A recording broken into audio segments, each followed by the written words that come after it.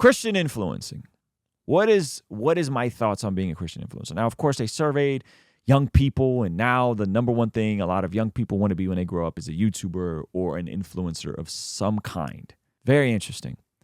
The tension there is, what is the desire to become an influencer? What is it? What is a desire underneath the desire? Like underneath the career, what is the point? If we're looking at like, what's the thing underneath the thing? So if we're talking about being a Christian influencer, I think the question becomes, why do you think you should be influential? That's foundationally. Why do you think you can be influential? Historically, how people became influencers is through going and doing something noteworthy or remarkable. And then as a byproduct, influence came historically. It's only within, I'd say, the last 10 years where people were famous just for being famous. Probably started with like reality TV and the Kardashians. It's like, what do they actually do? Like, what are their actual mechanics? What is the practical side of what they do? So I think this is an interesting dilemma. It's an interesting dilemma. Yeah, Jersey Shore, that's a good reference.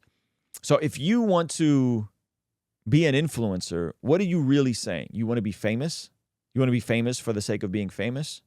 I don't know if that's a scriptural position to have. It's like wanting to be rich for the sake of being rich. Now, I have no issues with being rich or being famous, for the record. I have issues with people that want to be rich and famous for the sake of being rich and famous. It's like wanting to be rich for Jesus. Let's think through that a bit. Here's what I think the objective should be for anyone doing anything.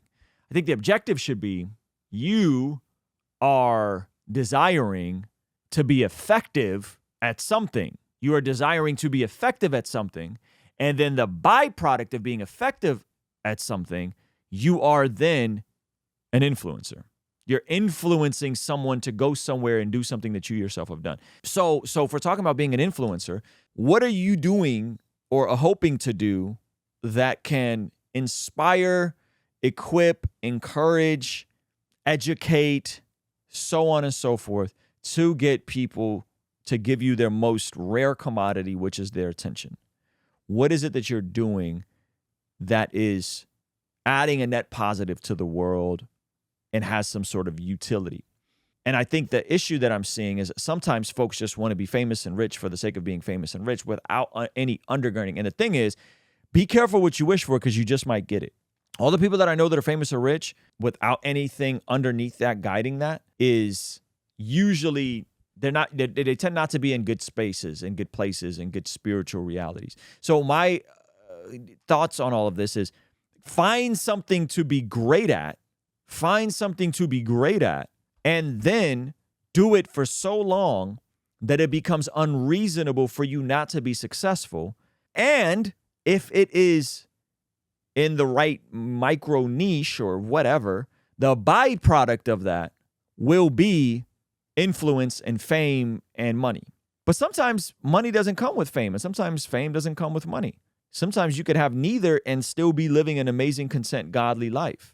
Like I had Eric Thomas on, and he said, it's only in this generation that people who are well off financially and in stable marriages and doing well still feel this pressure of needing to be known by the world, right? And the more you acquire these things, the more you realize that it's like that Jim Carrey quote, I wish everyone could be rich and famous for one day so that they could realize that it's not everything is cracked up to be.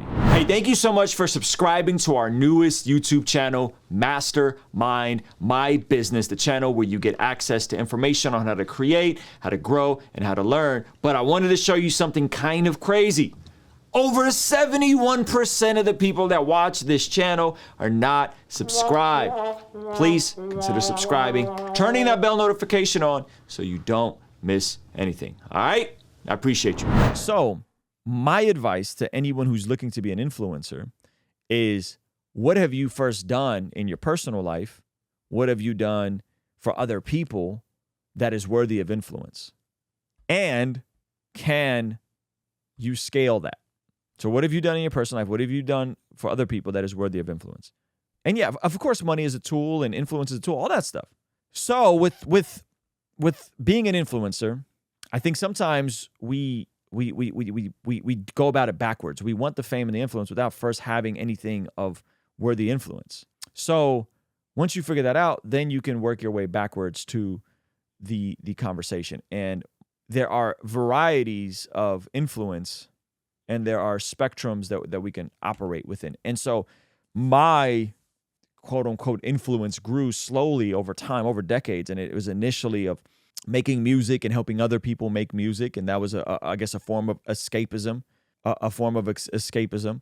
And then through music and giving people an outlet or a way to think about something else, you start making music that's inspirational and giving people hope and giving people excitement. So some people make music that's cathartic and it's gloomy and dark and sad and it makes them feel like they can relate to somebody. People make music of all kinds of. So, but initially it was music, and then like because I was good at music, people tuned into the YouTube, and then with the YouTube, the value proposition kind of became, hey, I'm someone that's been walking with Jesus for 20 years. I'm well versed enough in theology and the Bible and in apologetics, and I could help people think through different cultural topics, meaning based on my life experience, people care what I have to think and have to say about different things.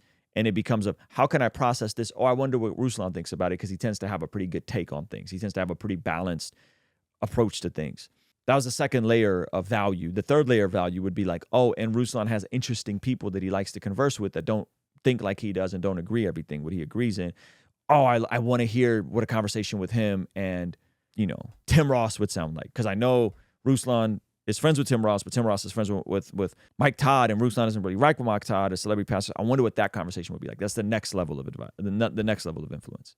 And so it's the same way. Somebody said it's like, I feel like Joe Rogan is a budding Christian. What do you think? I don't know about Joe Rogan being a Christian, but the Joe Rogan is a good parallel, right? It's like media, entertainment, acting, comedy, podcast, interesting person. So if you're trying to be an influencer who's a Christian or a Christian influencer, whatever you want to call it, I would say first go out and figure out what value proposition you have to add. And that might take some time. And we have I think it's mastermyniche.com little course, free course you can go through to help you figure out what are the areas that you're good at, what are the areas that there's opportunity in the marketplace, and what are the areas that what are the areas you're passionate about. It's going to be the overlap of what are you passionate about, what are you good at, and what's the opportunity in the marketplace.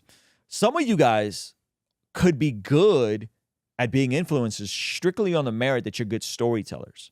That's fine too. Some of you guys could be influencers strictly on the merit that you're funny. That's fine too. But you notice that all of these different things, there's something else attached to influence. And it's usually the thing underneath it that drives the influence. It's not the influence that makes somebody funny. It's the opposite. It's you're funny, therefore you can become a character online, and you see what I mean?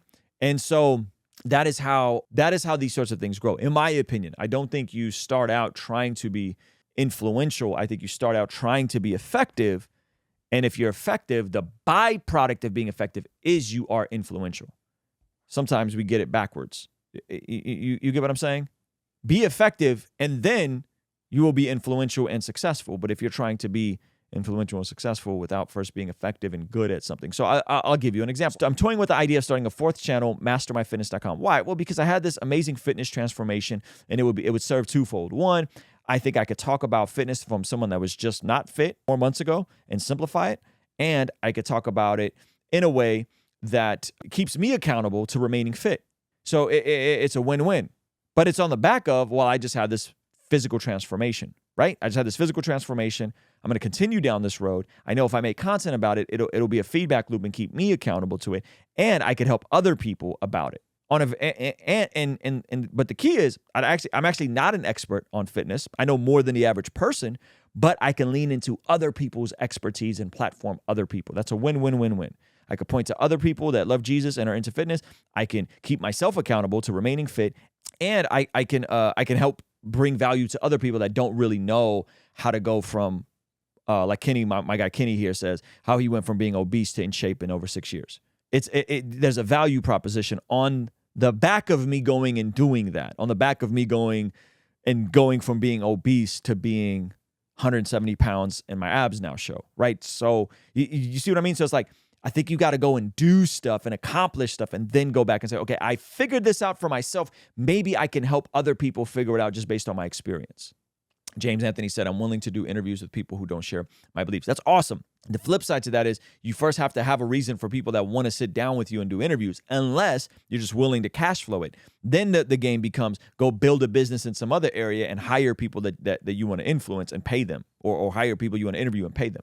And so that's another way, right? So a different way people can become influencers is the Ryan Pineda, Alex Hormozi route. They go and build massive businesses. They do something that's very difficult to do. And then they go tell other people how they did it and help other people do it, right? That's another way you can do it. That's another way you can look at it. The difference there is they have the cash flow to hire someone and pay them to make the content, and they have the expertise of doing it. That's another way to do it. I didn't really do it that way. I did accomplishment in very small areas. I got to building a 6-figure independent music business. Okay, great. I had a lot of friends that are interesting, so I wanted to talk to them. Great. But that's a different approach. I built it we built it as we built it. Like we built it as we were flying it, right? So the same thing, but other folks go and build it, and then they build the influence because they have the resources. Hey, this is a segment from our daily after party stream. Consider partnering with us online for as little as $5 a month to get access to these daily after party streams completely unedited. You'll also get access to our podcast as they are streamed live into the community before anyone else gets to see them, get to interact with our guests, get access to our private Discord server, and a discount code for our store for as little as $5 a month. Ultimately, that will help towards helping us continue contextualizing the gospel using media and podcast here on YouTube. All right, I'll see you over there. Peace.